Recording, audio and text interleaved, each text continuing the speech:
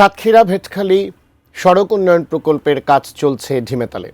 6 মাসে কাজের অগ্রগতি মাত্র 8%, অথচ আগামী জুনেই শেষ হবার কথা প্রকল্পের। পিচ ঢালাই তো দূরের কথা, অনেক জায়গায় এখনও চলছে খোঁড়াখুড়ি। কিন্তু কী কারণে এই ধীরগতি জানাচ্ছেন সাতক্ষীরা প্রতিনিধি এমজেলুর রহমান।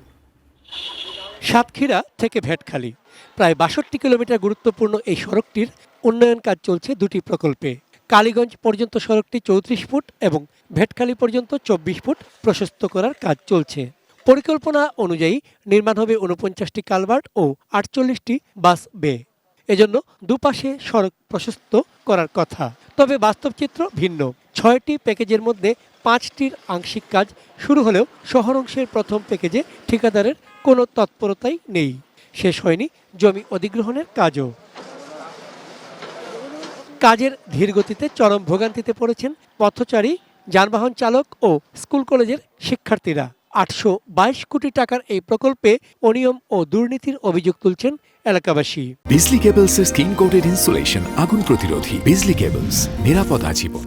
একজন ঠিকাদার তো খোঁজই নেই, আর একজন ঠিকাদার কাজ করতে শুধু ঢালাই নিয়ে ব্যস্ত আছে, মূল সড়কের কাজ নেই। যেখানে বালি দেওয়ার কথা সেখানে সেইভাবে বালি পড়তেছে না, যেখানে খাওয়া পড়ার কথা সেখানে খাওয়া পড়তেছে না। গাড়ি ঘোড়া চালাচ্ছি 10-15-20 মিনিট এক জায়গায় দাঁড়াতে আছে। ঠিকাদারি প্রতিষ্ঠানের দাবি, বিদ্যুতের পোল বড় বাধা হয়ে দাঁড়িয়েছে প্রকল্প বাস্তবায়নে।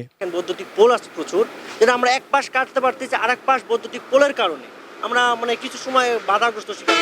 সড়ক বিভাগ বলছে বিদ্যুতের পোল স্থানান্তরে 12 কোটি টাকা ব্যয় নির্ধারণ করা হলেও অনুমোদন না থাকায় কাজ এগোচ্ছে না। তাই প্রকল্পের মেয়াদ 2027 সালের জুন পর্যন্ত বাড়ানোর চিন্তা করা হচ্ছে। প্রকল্পের মেয়াদ বৃদ্ধি করার প্রয়োজন হবে।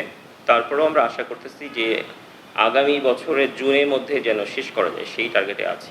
বিদ্যুতের পোল সরানো ও কাজের গতি বাড়ানো না গেলে জনভোগান্তি আরও বাড়বে, এমন আশঙ্কা সাতক্ষীরাবাসীর।